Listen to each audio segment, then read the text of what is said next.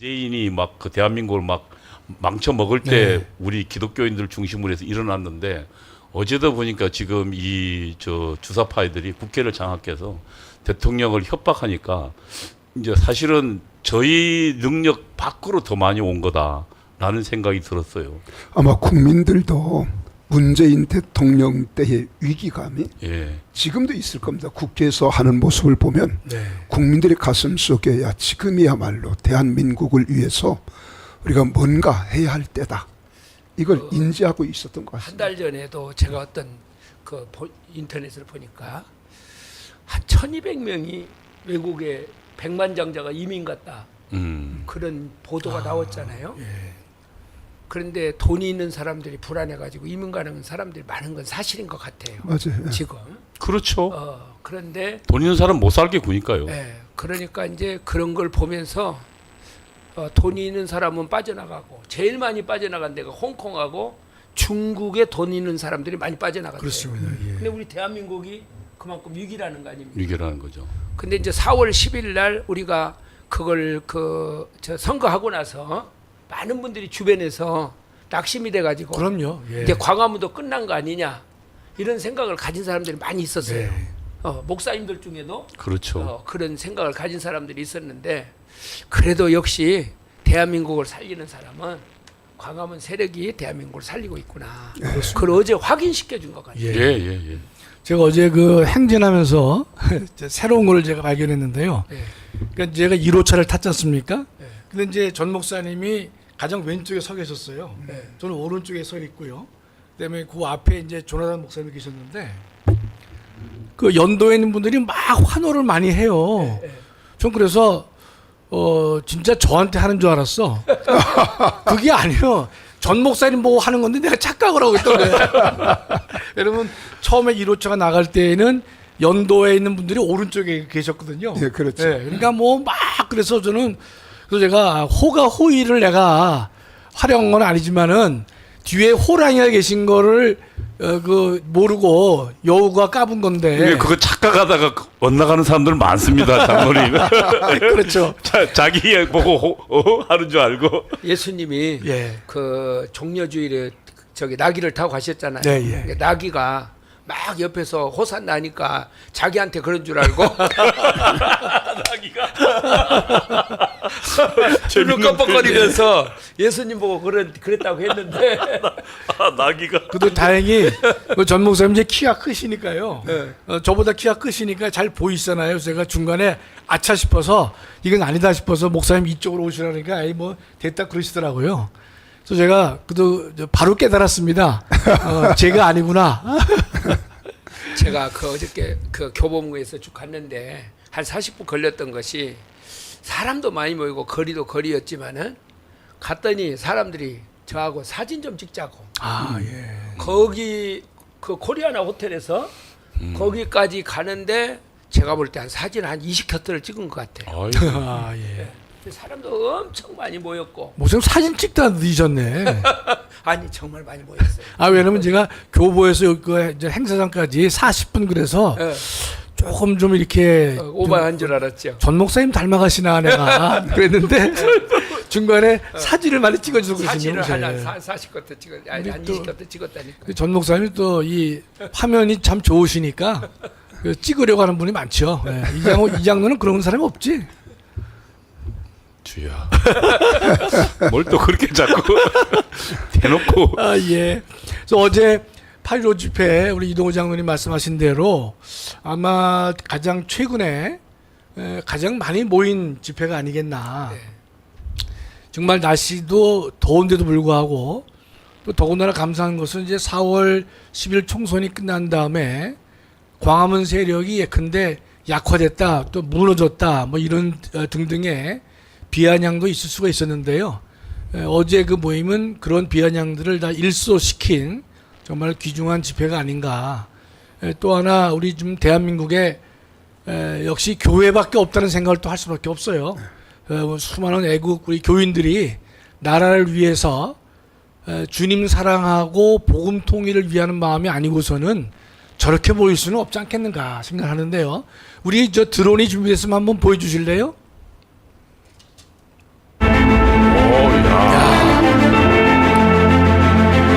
나무 그늘 밑에 자리를 펴고 저 앉은 분이 골목에도 지금 꽉 들어차 있잖아요. 그리고 그리고 차선도 한 차선이 좀 더 있고 저기가 서울시의회고요. 보통 여기까지 왔었거든요. 그렇죠. 네, 보통 서울시 의회 정도까지 이번에 보니까 저기 대한문까지 가 있더라고요. 이게 이제 한 차선 넓은 광경이고 시작하기 전에 확장해 줄 때. 뒤에서 찍은 거예요.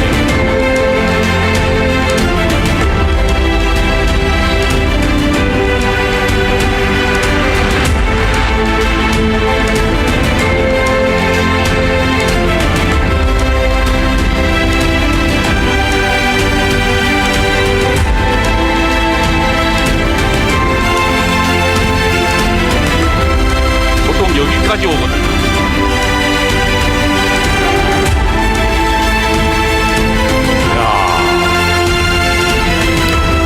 저 모습을 보니까 대한민국의 희망이 있다. 그렇습니다. 별소리가 각심하지만 의욕이 있죠.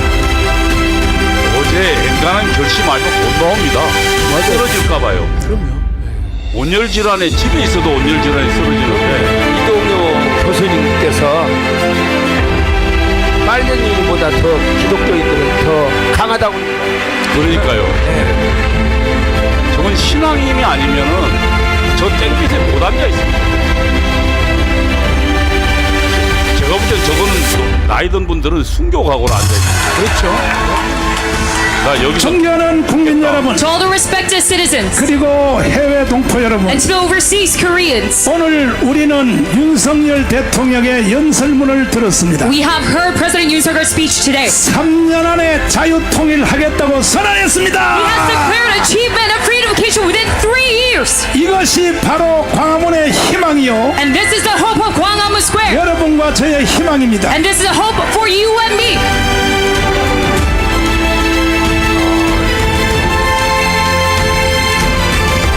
가을도 아니고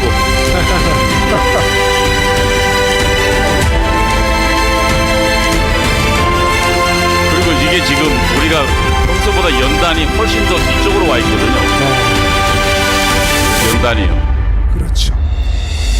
잠깐 중단해 주시고요. 또 이따 좀 보여주세요. 근데 제가 이제 그 집회를 참석하면서 느낀 것 중에 하나가요. 가장 아쉬운 게 뭔가면 지금 윤석열 대통령께서 이 광화문 저 사거리에 차선을 경찰청에서 허용해 준다는 게 저는 아주 불만이에요. 왜냐하면 물론 이제 이런 얘기를 하겠죠. 경찰청에서는 이 형평 때문에 그런 것이다 그랬는데 우리의 집회가 토요일마다 열릴 때는 저거를 차선을 막을 필요는 없겠죠. 그러나 3.1절, 8.15, 개천절 같이 1년에 두세 번 열리는 그런 집회에는요, 우리가 국민들도 저런 집회가 있을 때는 교통소통에 방해가 된다는 것만 생각하지 마시고 저기는 막아서 돌아가라 말이죠. 왜냐하면 국민들의 의사표현이 매우 중요한 것이기 때문에 저럴 때는 애국 국민들에게 저 차선을 다 막고 정말로 많은 분들이 나라를 살리기 위해서 모였다는 사실을 보여줄 필요가 있는데 제가 볼 때는 전 개인적으로 그렇습니다. 윤석열 정부가 예컨대 저 면에 있어서는 제 마음에 들지를 않아요. 그러니까 좀 만약 백보양보해서 민노총도 예컨대 한다면 1년에 한 두 번 정도라도 좋다 니네도 한번 해보라 말이죠. 그러나 우리가 예컨대 모였을 경우에 그것을 허용해야 이 차선을 막고 애국 시민들의 이 목소리를 국민들에게 보여줄 필요가 있지 않겠는가. 저는 그런 생각을 개인적으로 하고 있어서 하여튼 뭐 다음에도 우리 계속 우리가 윤석열 정부에게 요구할 것이고 윤 대통령은 분명히 이 말을 정확하게 받아들여서 반드시 실현해 주기를 바랍니다. 저는 그 점이 좀 아쉽고 제가 어제 보니까 YTN에서는 우리 보도를 간단히 했어요. 그래요? 네, 했습니다. 자세히는 안 했는데요. 조금 했고 TV조선도 좀 하긴 했는데 좀 미약하죠. 제가 YTN에서만 봤는데 그 이제 보수 단체에서 집회를 했다. 예. 이렇게 나오면서 정광훈 목사님 무게차 타고 예. 또 앞에서 연설하고 이게 오랜만에 한번 나온 것 같아요. YTN 최초예요. 최근 들어서. 최초죠. 예. 예. 근데 내가 어제 본 것은 KBS도 왔어요. 왔습니다. 예, 와서 촬영을 했고 MBN도 와서 촬영하는 걸 내가 봤거든요. 그런데 뉴스에 나오는 것은 제가 못 봤어요. KBS는 안 나왔어요. 어제 그리고 통신사도 왔어요. 누시스 완 통신사가 오면 그걸 다 받아 쓰거든요. 어제 통신사도 와서 그 기자석에 계속 취재하고 있었어요. 근데 아까 우리 김학성 교수님 말씀하신 대로 문재인 정권 때에도 저거 다 열어줬거든요. 도로 전체를 다 사용할 수 있도록. 네. 근데 윤석열 정권이 들어와서는 한 번도 열어준 적이 없어요. 좀 우리 당당하게 이제 언론은 뭐 공정하게 보도해야 되겠죠. 네. 그러나 우리 정말 광화문 세력이 얼마나 당당히 지금까지 걸어왔던가 또 앞으로도 역시 그러하고. 예, 화면 좀 올려주세요. 예.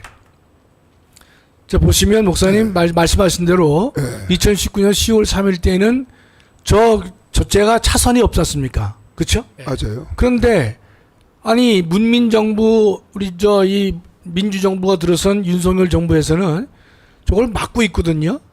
참 너무나 아쉬워요. 좀 그래서 우리 윤석열 대통령이 좌고우면하지 말고 정말로 이 광화문 애국 세력을 더 키워주시고 힘을 실어 주어야만 윤석열 정부가 잘 될 것이고 윤석열 정부를 지킬 수 있는 애국 세력은 우리 광화문밖에 없습니다. 그렇죠. 그러니까 전 이제 참 보수 정부가 약하다고 보는 게 좌파들은 눈치 보지 않고 자기 지지 세력 그 민노총이를 아예 대놓고 지원해 주잖아요. 그래요? 경찰로도 그렇고 전부 다 가서 우리가 필요한 게 없냐고 도와줄게 나갔다고 하고 아예 대놓고 지원하는데 우리 우파 정부는 도대체가 나는 이 우파 정부를 기본적으로 그 만든 광화문 애국 세력을 무슨 난 그래서 좌파들은 자기가 누가 내 지지층인가를 정확하게 알거든요.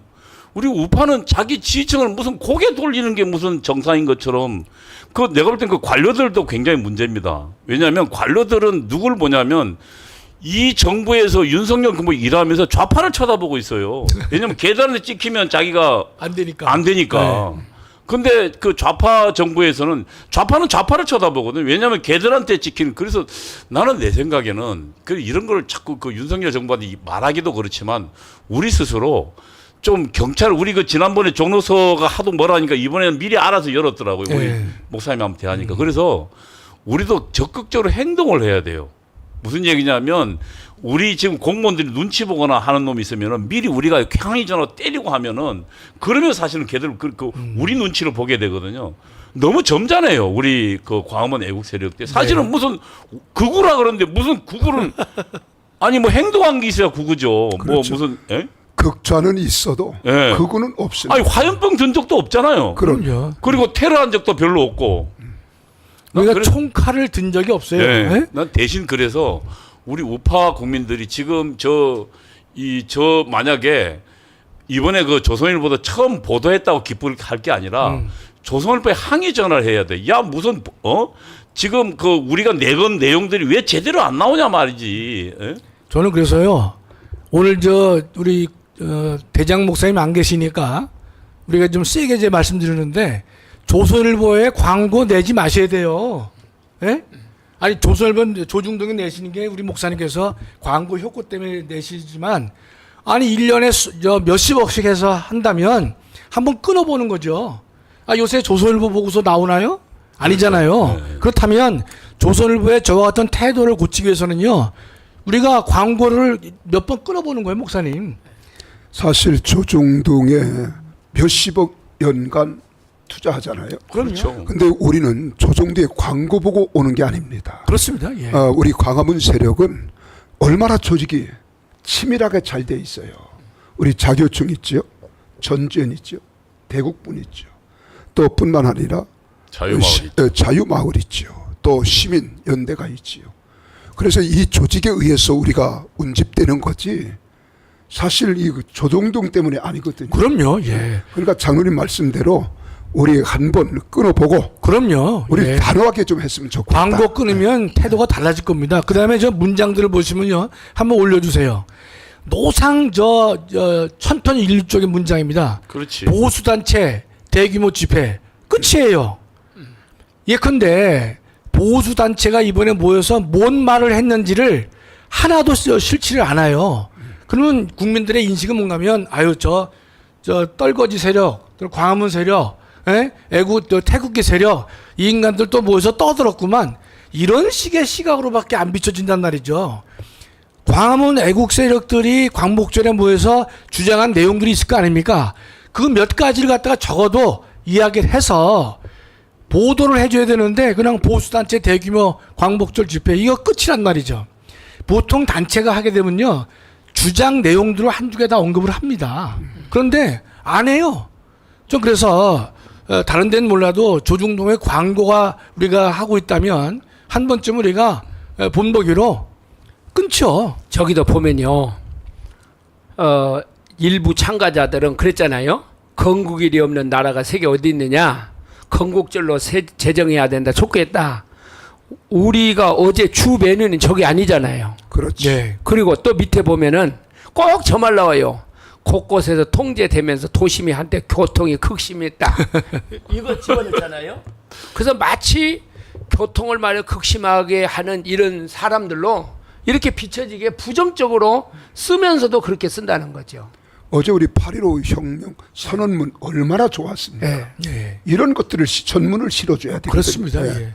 저 건국절 주장은 제가 했는데 아니, 했는데 예. 어저께 우리가 그렇죠. 얘기했던 포인트는 그게 아닌데 포인트는 그게 예. 아니었잖아요. 예.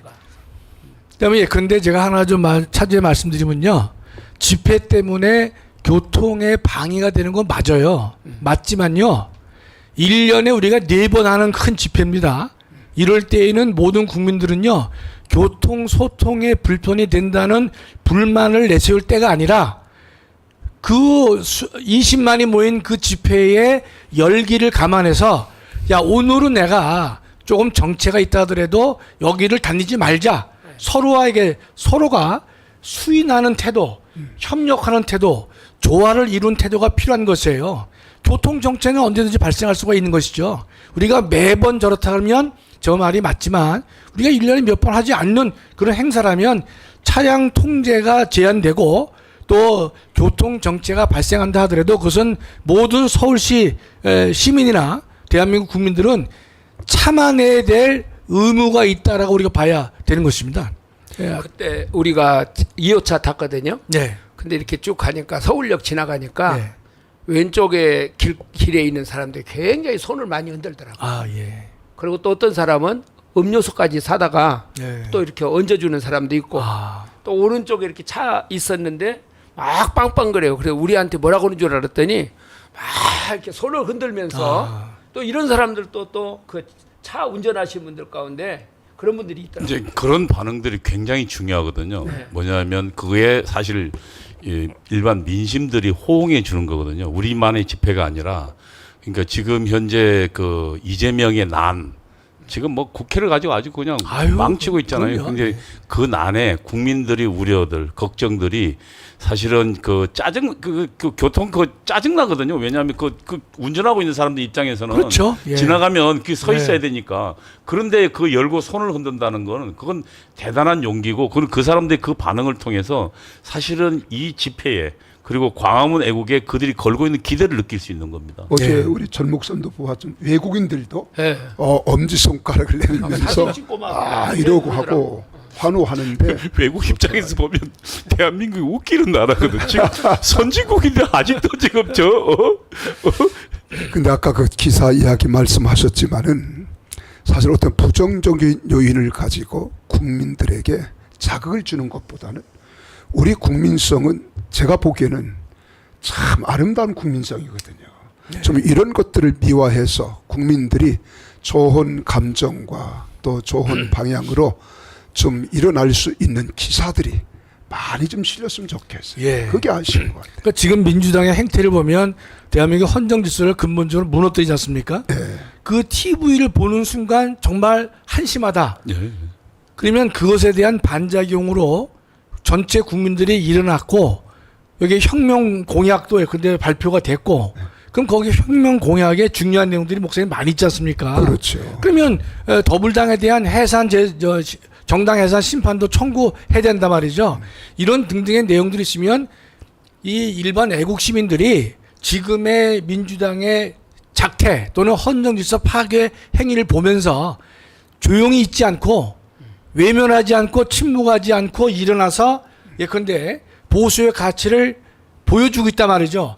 그런 식의 문장이 한두 줄은 나와야 되는데 맨날 그냥 보수단체 집회 열었다.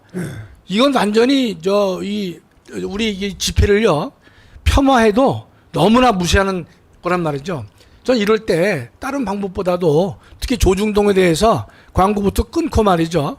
우리가 이런 일전을 불사하는 자세가 이제 필요하지 않을까 생각이 드네요. 예. 제가 옛날 좌파 때 하던 방법인데 이거 우리 우파도 해도 참 좋거든요. 뭐냐면 좋은 걸 해야죠. 저런 기사를 쓰는 기사 있잖아요.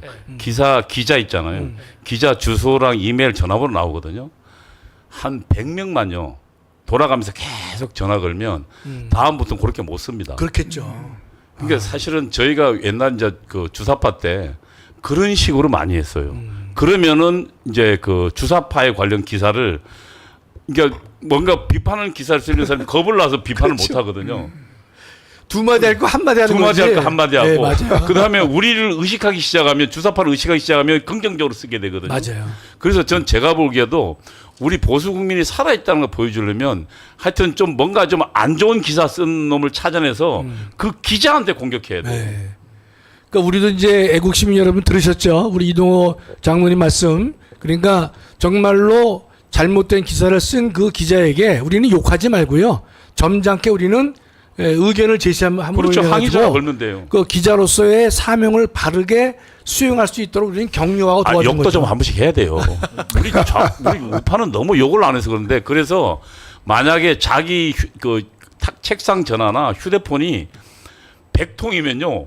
거의 반나절가량 불통이거든요. 100통 전화가 계속 끊어오면 예. 그러면은 그 사람 그다음 눈치 봅니다. 네. 그리고 내가 볼 땐 데스크 부장이나 이런 사람한테도 나는 우리가 좀 뭐라 그러는 그런 좀 조직 활동 그러니까 열 받는다고 화나야 하지 말고 그걸 바꾸는 방법을 강구를 해야 됩니다. 맞아요. 해결책을 우리